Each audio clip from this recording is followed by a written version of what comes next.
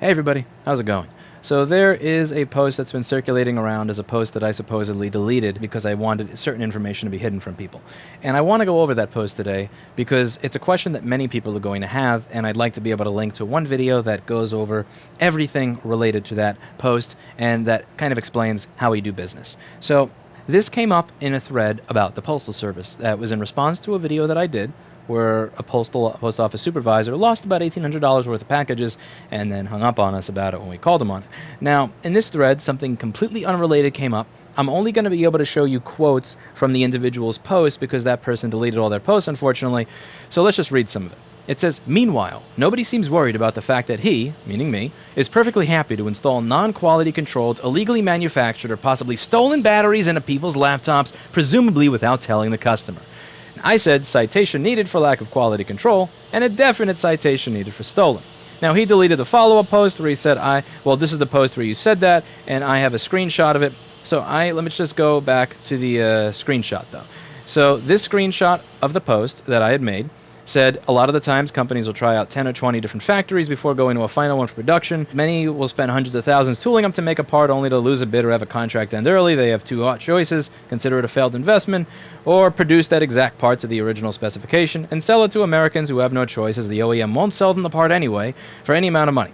So many of these people are making jack shit wages as it is to pump out the 230 millionth MacBook keyboard or whatever. If they want to make one and sell it to me, I'll pay them something worth it. They will, whether Apple says they can or not. Given that they are being paid shit matters not to them, and it doesn't matter much to me either." This post caused intense controversy for several reasons. A, what I said not having complete context, but B, the fact that that post was removed by a moderator, so it looks like I deleted my post when I actually didn't. So if I go over to that thread right now, I can actually see my post, but if I'm not logged in, I cannot, and I still have a delete button below it, which I imagine is how I can tell that I never deleted my post, even if I, doubted myself and thought I did. It says delete below my post, which I imagine wouldn't be there if I had already deleted it. The reason this is particularly strange to me is because the person that was engaging with me was really aggravated about the fact that I had deleted my post, and they were really saying that I was a liar, this, that, and the other. It's bad that you deleted your post. And then at the end of the day, when they realized that I didn't delete my post, but the moderator removed it, they deleted all of their own posts, so I can't show you them. So deleting posts is bad, so I'm going to delete all of my posts when I'm wrong. But anyway, let's just continue with this. So my response here to that person was, let's go through that screenshot, though, since it matches what I see when I click that link. People bring up a lack of quality control, and I do think quality control is important, but that comment isn't a citation to a lack of quality control. In my comment, it literally says produce the parts to the original specification. That's what is important to me. And you can see here, it says produce parts to original specification. Let's just go over what it is I am okay with and am not okay with when it comes to batteries as well. I think you should know what it is that I'm okay with selling, what I'm not okay with selling, what I think is morally okay, and what I think is morally reprehensible. So there's another post that I had made regarding batteries, and let's read that here. I said there are 5 types of batteries when it comes to legitimacy. A, original stuff pulled out of an actual machine. I'll take it. Maybe it has 5 or 10 cycles, but I'll take it. Secondly, original stuff made by the place that made it for the OEM. Fresh, no cycles. I'll take it.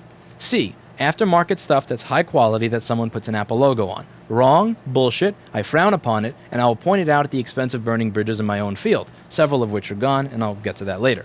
D, aftermarket stuff that's low quality that someone puts an Apple logo on. These are trash and make the entire industry look bad. It's a genuine problem, and this is what most people who oppose independent repair and what they advocate for have a problem with, and it is a legitimate grievance. E, aftermarket batteries with no fake logos on them that are high quality. I'll take them. And F, aftermarket batteries with no fake logos on them that are garbage. I won't take them. So, given the choice of what to buy, I will usually take B, original stuff made for the same way it was made for the OEM with no cycles. I'll take that. If there are less than 10 cycles, I'll take a battery pulled out of an actual MacBook that came from Apple. And if I can't get that, then I'll take E, aftermarket batteries with no fake logos on them that are high quality. After that, I will just not buy or replace batteries. So one thing at my business you may notice is that if you show up and you say, let's say I have an A1398 MacBook from 2014, can you replace the battery? I'll say yes.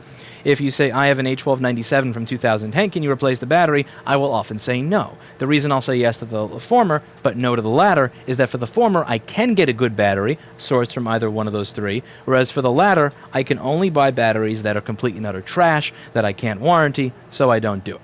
Now, going back to this post, many people say that I lied because I said I had no problem purchasing a battery from the same factory that makes it for Apple, and that I could care less if Apple doesn't want them to produce that battery for repair shops after they no longer require that battery.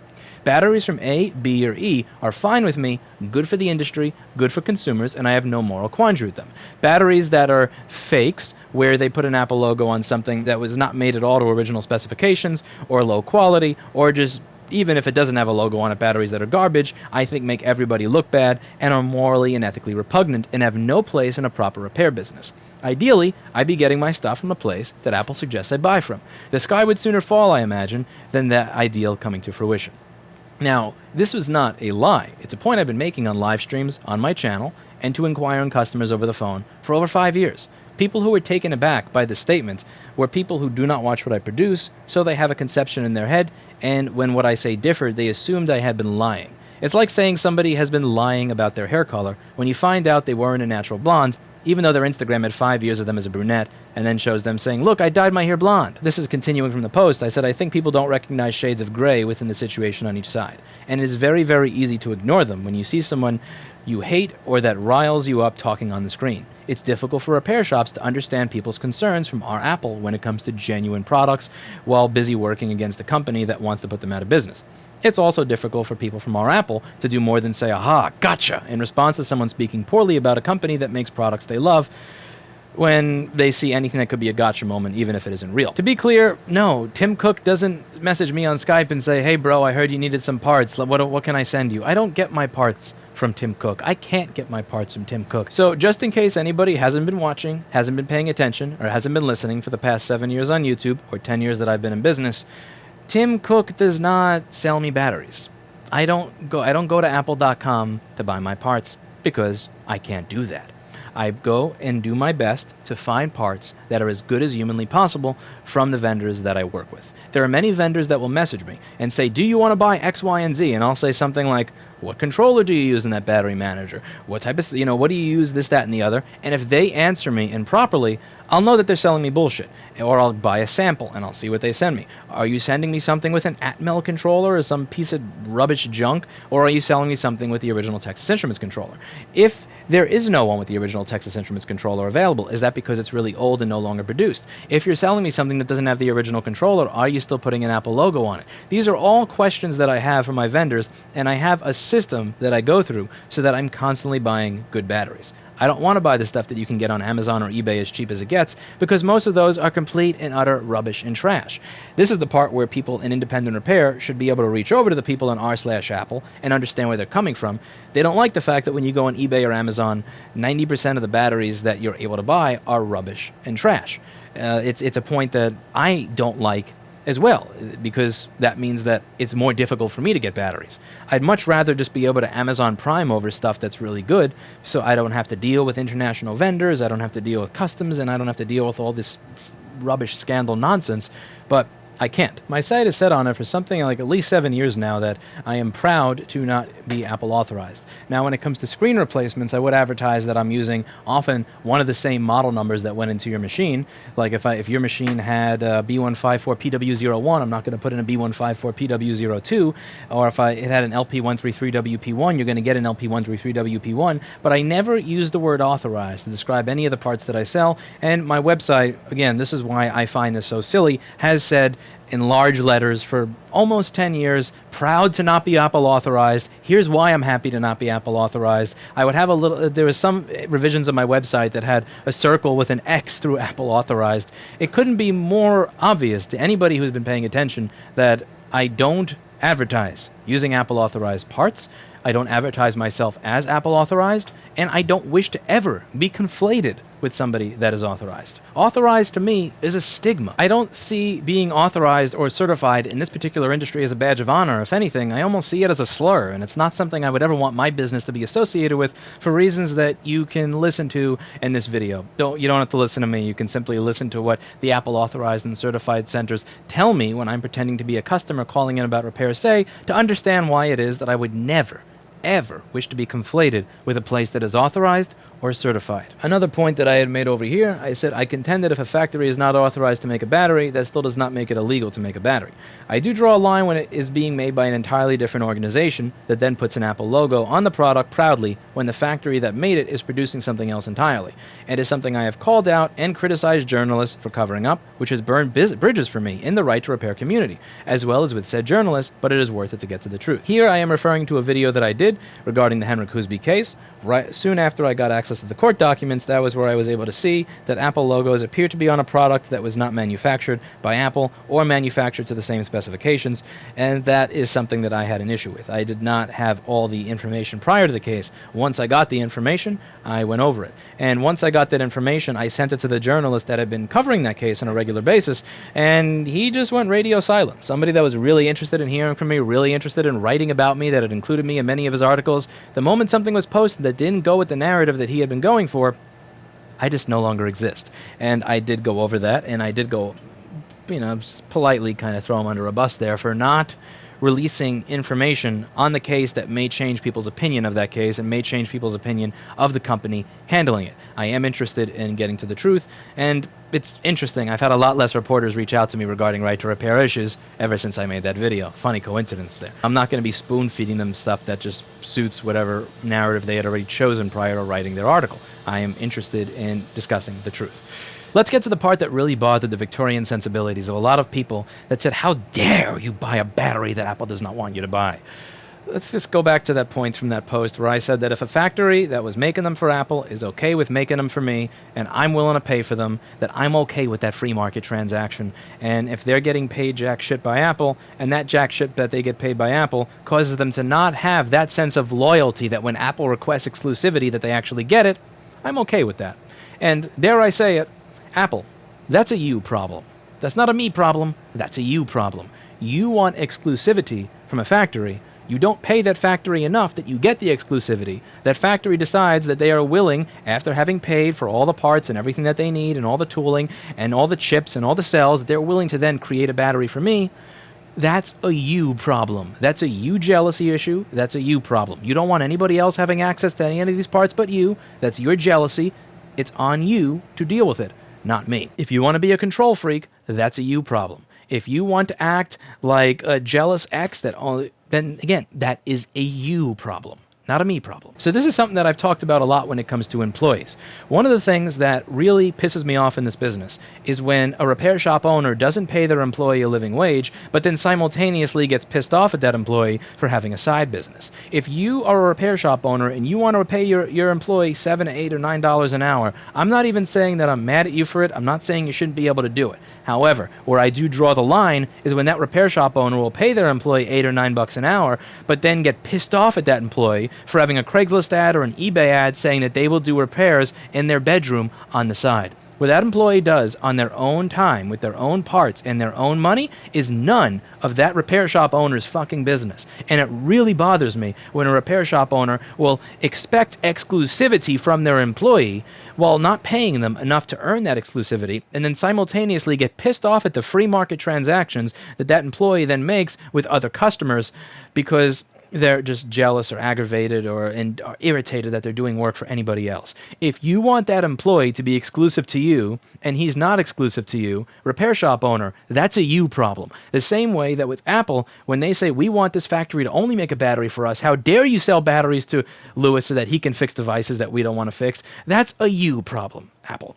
Now, with that employee, I've had this happen at my own business. There was one person here that wanted to do repairs in his own time. He was happy with the salary he was getting here because I gave him about a 30% raise over the other repair shop that he had been working at prior to moving here. And he had less hours, but he also wanted to make just additional money on the side. He wanted to get himself a sports car. He had eBay ads up for everything, and I never had the conversation with him because I honestly didn't care if he was exclusive or not to the business. He did his work well while he was at work. He would go home. He would fix things for his own customers, and every now and then he may buy a part from me, but that was totally fine. Now, there's another person here that does data recovery for me at this point in time. His name is Steve. He is amazing at doing data recovery. And I've had the conversation with him. Do you do this for other businesses? And he said no. And I said, do you believe that the compensation I give you is fair so that if another business wanted you to do data recovery, you would say go through the store rather than I'll do it on my own time? And he said, yes, I think the compensation is fair. We had a talk when he started doing data recovery. We had another talk when he got good at data recovery where we discussed what the split would be, what the salary would be. I wanted Steve's exclusivity, so I had a conversation with him where I said, is this worth it to you to get exclusivity? Do you believe you're being fairly compensated? Not just is this what you're going to tolerate because you don't have a choice, but do you believe you're being fairly compensated? And he said yes. And he hasn't been doing data recovery for all the other places privately. He hasn't set up his own lab or anything in his apartment because I pay him fairly. Now, if I wasn't paying him fairly, or if I was treating him in a manner where he wanted to do work outside of the business, and I don't get to get pissed off at the customers that solicited him for data recovery. I don't get to get pissed off at the customers that responded to his Craigslist or eBay ads. I don't get to do that. That's a me problem, not a customer problem. And that's the way I see it here. There's been many articles talking about the working conditions in many of these places. It's not exactly flying on sunshine. Now, if they would like to get paid through us, in addition to getting paid through the company, I'm okay with that. I'm totally okay with that free market transaction. And frankly, my customers are as well. Now, I do draw the line, again, if somebody is making some fake knockoff-ass bullshit using crappy cells, shitty Atmel or whatever controllers. I forget if it's Atmel or Atmega because I haven't eaten in a while. But if you're using the shitty controllers rather than the Texas Instruments ones, if you're using garbage and then you're putting an Apple logo over there that is not covered over, this is something that pisses me off. And this is something that has snuck through on occasion. When it does happen to sneak through on occasion, I will bitch out the supplier that did it, and I will never use them again. It's something that when it comes to whether batteries, iPhone screens, or anything else, as I've said, I will bring it up and I will call out the individuals responsible. I will ask that they compensate the individual in full, and I will call out the journalists that are so ideologically possessed that they refuse to publish the truth just because that truth makes Apple look good, as you can see here. But at the same time, if I'm getting a product that is a good product that you genuinely cannot tell from the original, that is made by the same factory, I'm okay with that. I have no problem with that. And if if Apple has a problem with that, they should reach out to their factories and tell them, you know what, here, we'll give you more, or even better, just cut all this crap out in the first place and sell parts to the public so that we don't have to go through this dumpster diving mess in order to find parts that are good so that we can service our customers. Another question that often comes up is, A, why don't you just cover up the logos and everything so you don't have to deal with this? And B, why do you have to cover up logos at all? Why would you want to cover up the logo on something? Does that mean that you were importing something that was counterfeit, that was not, that uses all this junk cells and crap controllers and has an Apple logo on it? These are all great questions, and I'd like to answer these as well. So, when it comes to covering up logos, firstly, there are parts that we import that may actually be Apple originals, or it may have come out of an actual MacBook. Why would we then want to cover up the Apple logo if that is a genuine part? Well, this is something I explained in this post as well. So I'm just going to read this here. It says, Mark Schaefer is a good friend of mine who works for iPad Rehab. He's told me that he's got to speak with customs people in Florida who've told him you could probably purchase an iPhone in the United States, fly to China, take it apart, ship it back to yourself as parts, and have it confiscated. It's part of the reality of this business and must be taken into account when importing parts to do our job. While I dislike it, I actually understand why customs works this way. Consider this. Customs has two ways they can do their job. Behind door number 1, customs can become fully educated on how to tell counterfeit from original parts. Does it use an Atmel controller or a Texas Instruments controller on the BMS? Or what type of chemical makeups are used on the oleophobic coating on the screen of the original versus the fakes? And they could try and figure out what solutions that they should drip on the screen so that they can see if it bubbles up in a certain way to figure out if it's original or not.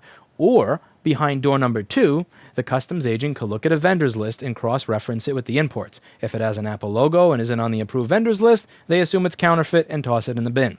I'm taking a wild guess that door number 2 is how customs works. Door number 1 would absolutely cripple customs' ability to do their job, and while I dislike it, I understand within the current system why it is system number 2 and not system number 1.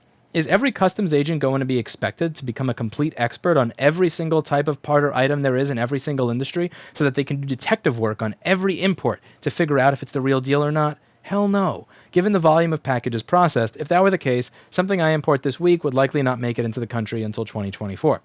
The problem here, though, is that somebody can literally rip a part out of a MacBook in China, send it to me, and depending on where it comes through in the US, it can get flagged as counterfeit just because it has the logo under the present system. And this does change how I must deal with imports. A lot of the spare parts I buy, from flex cables, Wi-Fi cards, etc. for older machines, are pulls from machines that were display models or not used, and if I want a part to a 7-year-old machine that still has repair demand, some dumpster diving, as some may call it, is involved. This is where the Sharpie comes in. Why would I risk all of that? It makes life easy for me, the customs agent, the seller, and everybody involved if they just put a Sharpie over the logo. I don't even care if it came out of a MacBook in China that was never turned on, that was purchased at a damn Apple store. I don't represent it to the customer as an Apple authorized or Apple part, nor do I want to portray it to the customs agent as an Apple part. It's not worth the headache. My customers trust our reputation and they trust our work, and they don't care one way or another about the logo. The logo has no value to me, and the headache involved in the part being represented as an Apple part far outweighs any benefit that could be had by falsely claiming the part is one with Tim Cook's blessing.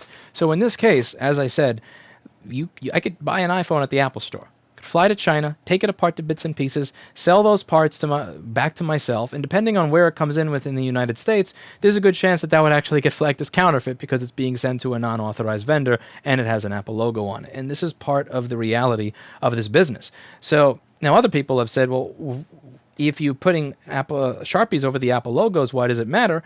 Well, apparently now that's not good enough. They're going to see, well, you meant to have the logo there. They're going to assume that you meant to have the logo there because you wanted to misrepresent it to the customer. They think that I'm actually sitting there with alcohol and rubbing off the Sharpie on like thousands of parts at once. Then they're going to confiscate it anyway. So this is why people are using Sharpies on them. This is the reality of the business that we're in. I don't like it, but I understand why it is this reality at the moment.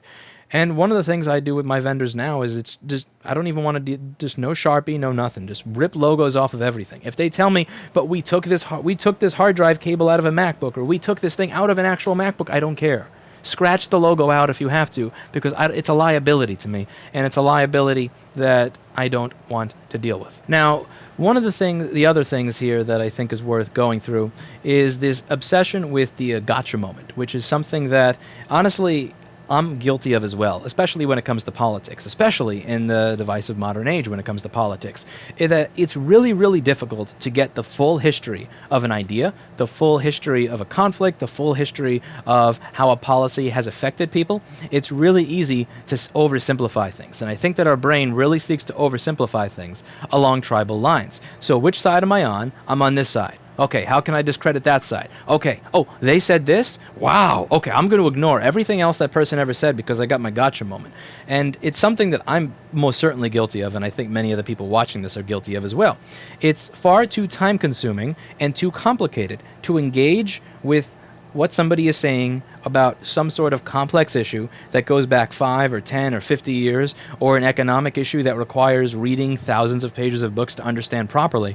But it's really easy to say, to skim through, say, oh, they said this? Well, I can discredit them based on the fact that they said this, therefore screw engaging with the entire idea. And part of the reason that I think it is difficult to do that is that people believe that they're being insulted collectively. So one of the things that I think is happening here, and part of the reason I think this occurs, is because I'm pretty bad at phrasing my ideas. I'm not good at socialization. I'm not a sociable person. I'm not good at getting my thoughts out in a proper way.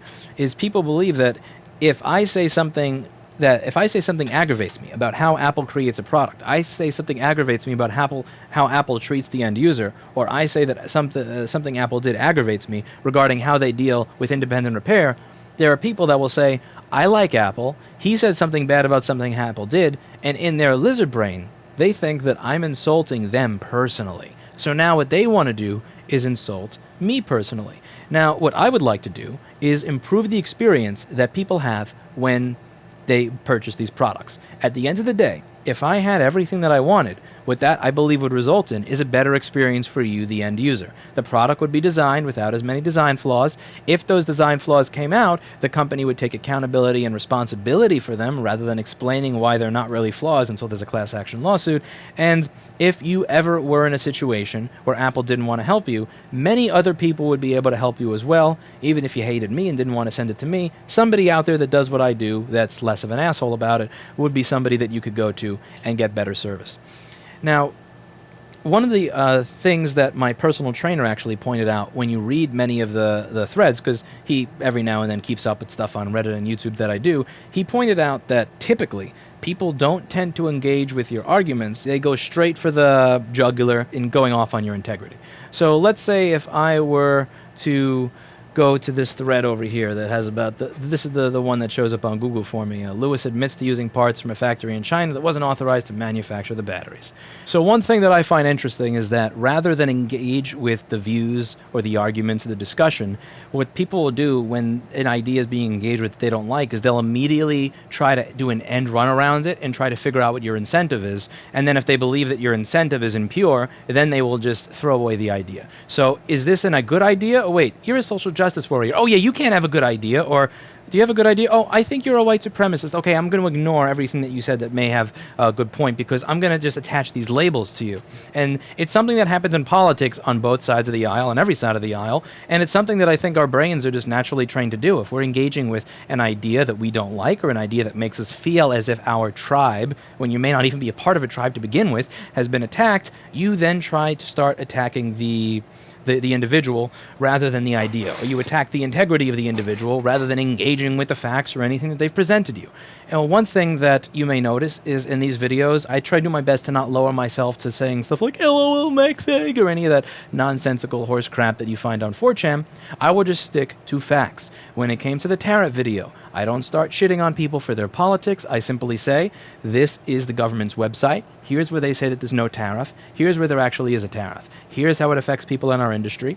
Here are the other companies that sell similar items so you can see what the prices are. Here's my argument and evidence as to why I don't think this encourages manufacturing in the U.S. I stick to that. When it comes to right to repair stuff, in my 2015 planned obsolescence video, I said, here's a machine where when you run it, it will tell you which sensor failed. Here's a machine where when you run that same test, it will tell you a little error code that doesn't give you any info that when you Google says go to an Apple store. And I go, why is that done that way? I try to keep it to just straight up facts rather than insulting specific individuals, especially not insulting people just that chose to use the product. And I try to keep it in that level. But when it comes to this, you'll read it immediately jumps to attacks on integrity or attacks on incentives. So let's just view some of this thread here. It says it's a way to grab attention. So it's only about views or attention. Who needs truth when you can monetize views? And then the funny part where somebody says, I make around $300,000 a year from my YouTube channel. That definitely requires a citation. So there's a lot of comments, and almost any thread like this, there are typically a lot of comments that rather than engage with what I say, they immediately attack me as an individual or they attack my integrity because they don't have something to say about the argument. So one of the things to look at if somebody says, I'm simply doing this now because there's a lot of views to be had from it, was what were the opinions that I had back when I had no viewership? So let's say we go back to 2013 when I had about 800 or 1,000 subscribers at the time, where I had when usually about 10% of them would view a video. So if I did a video, I'd get maybe 50 to 100 views. Did I think the same thing when it came to parts? So let's go over a video here. This is from December of 2013, back when I had about 1,000 people watching, if even. And this is back when I had virtually no YouTube audience. Very few people online knew I existed. And I talked about how Apple and ICE worked together to create a monopoly against independent repair shops. And I was discussing an article that had just recently come out. The link, unfortunately, got taken away when I did this mass update of descriptions, so I'm going to have to find that again. But anyway, I did a video on that in 2013, back when there was virtually no money to be made in monetization. Or there's even earlier that year where I was talking about in this video about how Apple doesn't care about you in a colorful manner. I can't believe the haircut that oh God, the belt, why is it so high? And, oh, it's so cringeworthy. I wish I could delete that, but anyway, I can't. For the greater good, I will leave it up for everybody to make fun of. But in that video, I was talking about how Apple dealt with the police. So, long story short, there was one individual that brought us a MacBook. He seemed kind of shady, and when he asked us to wipe and reload the machine, we open it up. The moment we turn it on and connect it to Wi-Fi, it starts taking our picture. There's some siren that comes on. I forget the name of the program that was on the machine. It's been 6 years, forgive me there. But it was some program that was very clearly, obviously designed to identify the person that opened the laptop after it was reported stolen, to get that information, and then to upload that information. After that happened, and the laptop took a picture of our technician. It was very obvious to us that this was a stolen machine at this point, so we reported it to the police. Now, the police wanted to get to the bottom of it because they had quite a few reports from owners of stolen MacBooks, and those people had provided the receipts and everything when they said their MacBook was stolen. Now, so they had the police had the individual come back to our store to pick the MacBook up to claim it was done, and then the police came out and had a talk with him right after it happened. Apparently, the individual that had brought us the MacBook had been involved in a theft ring in a nearby parking lot where many items were being taken out of people's cars and stolen from them. So what the police then did at that point was they took the MacBook to the Apple Store. They showed the MacBook with this software, saying it's really obvious based on the software this machine is running, based on the fact that it was stolen. So we would like to get this back to the individual. And the stores and the Apple representatives essentially stonewalled them until they finally found one person that gave the police the information as to who it belonged to, and the police were then able to match that information up with a police report for a stolen MacBook and get the MacBook back to the person. But the Apple made it really hard to get this MacBook back to the customer, and this really pissed me off, and I discussed it in this video that I did back when I had around 800 subscribers and nobody knew who I was. Or another example over here. This was back in 2012. I think I had 0 subscribers when I made this video. It's resellerratings.com extortion scam, how it works. I was talking about this thread I was reading on Google Groups that also affected me because I was looking into using resellerratings.com, where they will charge you this much, and then once you become successful, they will then charge you a new amount of money that was not in the contract that's usually exponentially more expensive for the exact same service, and how they will actually delete all your reviews if you don't want to pay that going forward. So if you were paying $30 or $50 a month, they can just say, oh, you're more successful now. We're going to charge you $1,000 a month. And if you don't pay, we're deleting all your old reviews. And by the way, we're one of the few places syndicated with Google, so you got to put up with it. This was something that a company did that pissed me off. I had 0 subscribers at the time, just genuine 0, and I did a video on it. I talk about the things that are relevant to me at the time. I give my opinions on the things that are relevant at the time, and I upload them. I never expected to have an audience from any of this, and I was doing this long before there was much to be made in terms of YouTube money. Now, there are people that say I make $300,000 a year off of YouTube, and I think that that's also something that is worth bringing up.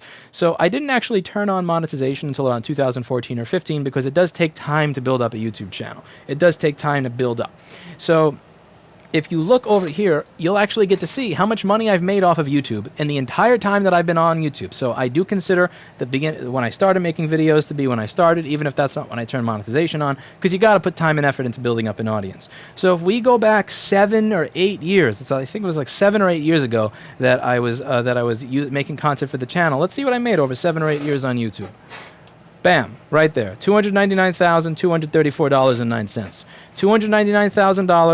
$299,234.09 over about 7 or 8 years of time on YouTube. $300,000 a year, really? That's everything. That's including donations that people have voluntarily given outside of ad revenue. That's including YouTube Red and all that other stuff. Now, one thing to keep in mind here, that comes out to, let's see, if we do that over like 7 or 8 years, 299,234 4.09 divided by about 7 years. That comes out to $42,747 a year before taxes. If we put taxes in there, that comes out to, yeah, like about 29,000, like 30,000 bucks a year or so. Now, $30,000 a year is actually not bad. If you're living out in the sticks and you're making 30,000 bucks a year, that's pretty good. You could live off of 30,000 bucks a year, and if you live someplace other than New York City. One thing people don't realize is that in order to actually have time to do YouTube videos, I have to have a business and I have to have a staff. I have to have a business because all the videos I do instructing you on how to open these machines and what the new design flaws are and how those new design flaws occur, I can only figure that out if I'm getting 30 to 50 of these machines in every single day. So in order to do that, I do need a staff. And that staff that I have, I pay good wages to for the most part, and that costs me this much money. So this is the amount of money that is deducted from my bank account every single week for payroll. This is what my staff gets paid. That amount of money is deducted from my bank account every single week.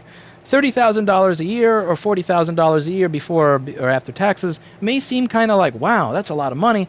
But when you consider the fact that you have to run a business in order to actually do the videos that I do, because my videos are about the business that I run, I'm not saying I'm not happy with the fact that I made that money over the past 7 to 8 years, but to act as if like there's somebody just handing me $30,000 a month in cash, no expenses that I just get to keep, like, no. I mean, here what people are doing is what they're trying to do here is they're trying to say what he's saying is not true because he's making a bunch of money to say it. And that argument kind of falls apart when you see that I was saying many of these things even back when there was no money involved to say them. I say the stuff that I believe in. And yes, I'm happy that I was able to make that money. But one of the ways I was able to make that money was by hiring other people, and so that I could have the time to sit here for several years and learn board repair and get good at it, rather than sit up in the front and deal with customers. Because at the beginning of my business, even 4 or 5 years into my business, after I had opened the store, I dealt with customers. I replaced keyboards. I replaced screens. I made customer phone calls. I sold people. I reassembled computers. All of that is stuff that I cannot do if I'm putting time into making YouTube videos. And in order to do that stuff, I need to hire somebody so that I have the time to do these videos while having the business run that needs to be run to do the videos. One thing you may notice around mid to late July is that I did not upload a lot of videos because I had a staff shortage. And one of the things that happens when there's a staff shortage is I have to do those jobs, therefore there's no time for videos. I need to hire at least two people to do what I would usually do so that I have time to make those YouTube videos. And in New York City, the salaries of 2 or 3 people, or hell, even one person, is going to be higher than what I get paid from YouTube every year. So the characterization that people are attempting to paint, which is that I'm walking around all, Monopoly man money bags as a result of saying F Apple, is not exactly genuine. A, that money goes to a business account, which then goes to many other people, and those expenses far outweigh any of the YouTube revenue. But B, I've been saying most of the things that I've been saying now before there actually was YouTube revenue. And C, the other thing that many people don't point out is that for every one video that I do where I'm criticizing something having to do with Apple, you can actually look in and see that there's another 5 or 10 videos where I'm actually discussing something educational. Let's just take a look at the average video that I do. Here we have a video of my cat. Here is how to fix a board, educational. Educational video, how to fix a board. A video of my cat. Educational video on how to fix a board. Educational video on how to fix a board. Merry Christmas. Educational video how to fix a board. How to fix a board. How to fix a board. Oh my god, a cat. Funny video of me fixing a board. Oh look, it's a cat. Best Buy, Geek Squad, liquid damage, and I'm fixing a machine that Best Buy tried to fix, so that's educational. Educational. Educational. Cat video. Equipment commentary. Franchise that did something dumb, but at the end of the day, educational repair video, educational repair video, educational repair video, educational repair video, educational repair video, how to repair video, how to repair video, cat video, repair video, okay, video of me joking about Apple boxes, me saying that Apple screwed up design of something. So anti-Apple video, however, admittedly anti-Apple video with objective facts and evidence, educational repair video down here. Let's wait for Spectrum Internet to load the next page. Hiring video, educational repair video, educational repair video, data recovery video, video on Motorola, video thanking people for 700,000 subscribers, humorous video on Fire. Let's see, educational video. Okay, anti-Apple video, shitting on Apple video. I turned 30. Let's see, over here we have anti-Apple video, hiring, anti-Amazon video, anti-Apple video, repair video, customs video, cat video, repair educational video, bike video, anti-Apple video, educational video, educational video, educational video, educational video, educational video, anti-Apple video, admittedly, again, with facts, objective proof, and evidence. You get the idea here. Like, there's these individuals that paint the content that I paint as saying, like, A, you're getting rich, not getting rich, B, off of anti-Apple content. And if you just took maybe 5 or 10 minutes to scroll through my actual content, you would see that something like a ratio of 1 to 10, or maybe even 1 to 20, of anti-Apple video to educational video. And now one of the if I was doing YouTube solely for the, so that I could stack up millions, why do I even make educational videos? Because if you look through this list over here, 90% of the videos that I do wind up between 9,000 and 20,000 views, yet those are the videos that I'm continuously doing on a regular basis. And this is something that I've always wondered, because there's a lot of people that say all he does are these videos, and one of the things that does start to bug me after a while is that the videos that I do that are actually educational get virtually nothing. Like this is a video that I uploaded today. Take this, for instance. So this is an educational video on identifying power cycling. This video has 10,000 views. This video will most likely max out around 15 or 20,000 views. The reality is that people like drama. They like seeing somebody complain about something that they perceive to be a social, economic, or societal issue more than they care about education. And that's unfortunately not something that I can control. I have over 1,000 videos in this channel. Most of them are videos where I'm either trying to advise new small business owners to not make the mistakes that I've made, or they're videos that are trying to educate people on how to perform a task in a given field.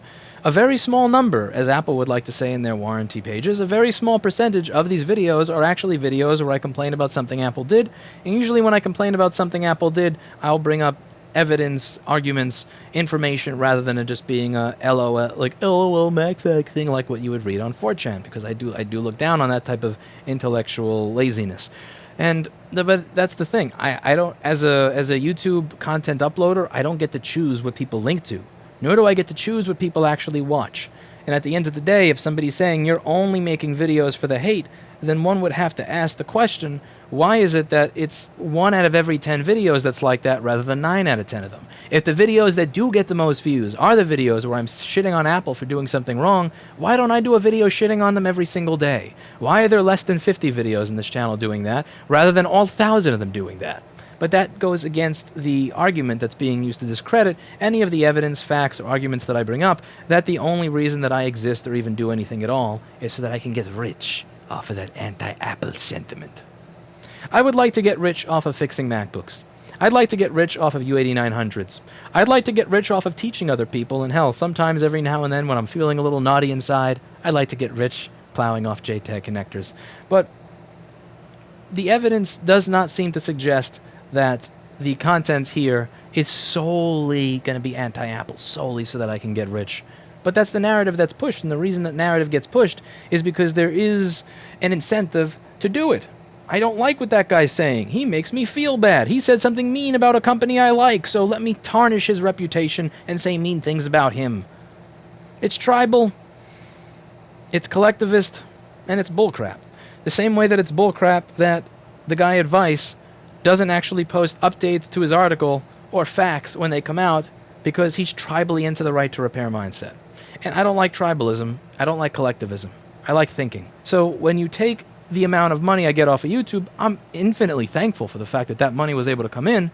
But when you add that to the fact that I have 12 employees, that's what payroll costs. I'm paying rent in Manhattan. I'm paying workman's comp, all the different types of liability insurance, this, that, and the other parts on top of it. Like, it's a drop in the bucket. This is a fairly decent amount of money for a person that doesn't have to run a business and all that to make. When you consider that that money goes to the business bank account, and that's what comes out of the business bank account on a regular basis, it's just when someone points to a number that is less than the amount of money that I pay a receptionist per year and says that this amount of money that is enough to entirely color and change my viewpoints to where I can't create an argument on my own, that's of course something that I'm going to push back against a little bit, especially when that amount of money and more does actually have to go to at least one other technician and receptionist to be able to do the job that I used to be able to do myself that I can't do if I'm sitting here editing, recording, researching to do things so that I can make YouTube content and all these educational repair videos. In my opinion, this is people going out of their way to try and find motivations as to why I'm doing something so that they have an excuse to not engage with an argument rather than actually engage with the argument being created. And I find it personally, I find it to be manipulative, and I also find it to be a way that people are able to have cognitive dissonance when it comes to what it is they're listening to and what it is they think. I don't have to engage with that because he's getting paid a ton of money to do it, but in the overall scheme of what it costs to run a business in Manhattan over 7 years, that is just not doing much. When you consider that for the right to repair videos that I did, I paid for my own hotel, I paid for my flight, I've paid tens of thousands of dollars for all the additional gear that I need in order to actually do videos and everything. It's like, this is a way of people doing an end run around the thoughts, ideas, and arguments I present that are trying to blind you with rage for the fact that this person happens to be making money. Now, YouTube, as it is this is just not the way that I make money for my business. I make money by fixing things. The large swaths of the money that I make are from actually fixing things. If you take this down month by month, there's a couple of spikes there when there's a news article about me, or when the CBC News piece came out, there was a spike there. When I got the notification from Kilpatrick and Townsend that they wanted me to delete my videos, there was a spike there. But for the most part, what I get off of YouTube, this is not an amount that matters to me. The amount that I get off of YouTube is like I could hire one additional person for it. Big whoop. The number is not why I have the opinions that I do, or why I say the things that I say. If you go back on the Wayback Machine, if you look at the blog posts that were on my website as early as 2011, 2012, 2013, if you watch the videos I was doing in 2012 and 13, very little has changed from then when my content made jack shit, and now when my content is actually being viewed by large numbers of people. Above all, the next thing that I think is important to get across here is that when it comes to a lot of these issues, there's actually a lot of common ground that I have with the r/Apple people. I don't like the fact that if I were to go to eBay or Amazon, that on average, the battery that I can buy is a complete piece of crap. I don't like the fact that companies like Jack Telecom exist that are more than happy to use a fake logo on something that did not come from the factory that made it for Apple, that likely are not even going to change the way they do business after they get called out for it. I don't like the fact that that bad repair shops exist that will do things like reflow a graphics chip and then charge the customer money for it, or put bad parts in and give the customer a 30-day warranty. And I definitely don't like the fact that there's no shortage of franchises in this business that make repair as a whole look bad because they don't even know the difference between a clock chip and a power IC. It's painful. It hurts. And I understand where they're coming from. And I think it's important in any sort of discussion to understand where somebody else is coming from when it comes to these issues. I think it's important to point out that r/Apple people do actually have a point, that there are a lot of bad parts companies out there, that Apple doesn't want people dealing with bad parts in their phones, and they don't want people dealing with low quality repairs, lowering the value of their brand. I can engage with them on these points, and I can agree with them on many of those points.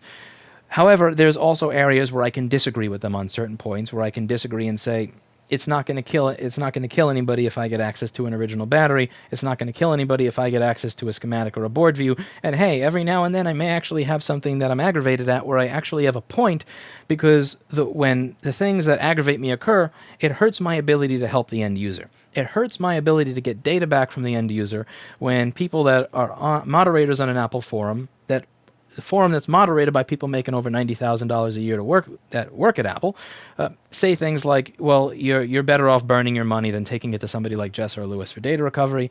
That's not only is it not helping us, it's also hurting the end user that wants to get their data back. There's a lot of things that I think I'm fair about I'm justified in being aggravated about. And ultimately, and for any of these types of discussions to work, we need to be able to sit down and address each other as human beings, but we also need to stop doing this thing that we do with politics, where we immediately look for somebody's incentive, find a gotcha moment somewhere, and use that to discredit every argument that they make because it feels good collectively to stay in the hive mind. It's something that I have to practice and get better at because I'm not perfect at it at all, but I'm not even good at it. It's something I got to practice at, and frankly, it's something I think others have to practice at as well. Because as I've said in live streams, if it ever came to a point where we could have an actual conversation with a company like Apple and we could sit down and hash things out, I'm totally okay to do that. I'm totally okay to just do a blank slate on everything that has happened in the past, have a seat, say, these are my concerns, this is what I'm looking for, listen to Apple, like really listen to them when they say, these are our concerns, this is what we would need you to do so that we could feel good about giving you what it is you need or what it is that would may help you service your customers. I would be absolutely happy to sit down and have that talk, hash things out like business people and like human beings, because that's how things get better. And I'm also happy to have these conversations where I try, whenever this type of thing goes viral or pops up, to try and engage with people as politely and kindly as I can, explain my side of the story, explain the truth as I believe it, and explain the facts as I know them. So that, because, I mean, one of the things I said in this thread over here was, I'm actually happy you're doing what you're supposed to be doing here. I said, I'm making another reply since you linked to a comment discussing the Sharpie point. I appreciate this. You have concerns and are skeptical as you should be and are engaging in a manner to try to figure out the truth. I wish more people did this. I also just so happen to wish more people wouldn't delete every single one of their posts after criticizing me for supposedly deleting them when they realize they're wrong, but such is life. But the thing is, I think that it's important that people have these types of engagements with people that they disagree with, because that's how we're actually going to get to a point where everybody is happier. And I do strongly believe that if independent repair people, if certain companies were able to actually sit down with Apple or entities that represent Apple, just say, put all their stuff on the table, say, here's our concerns, here's just honestly why we have our problems that we do, that we'd be able to hash things out, and at the end of the day, that this would benefit the end user. The end user that is in warranty or out of warranty, the end user that wants to go to Apple to have something fixed, or the end user that wants to go to a third party to have something fixed, or the end user that just wants to buy a part to do it themselves. At the end of the day, if we put everything on the table truthfully and stop just throwing Nerf darts at each other, trying to guess what our motivations or incentives are so that we can discredit each other, we'd be able to have better conversations, and we would be able to get to the truth and better get to a solution for everybody. So that's what I think about this entire issue. I'll include links in the description down below. And as always, I hope you learned something. Thank you very much for watching, and I'll see you in the next one.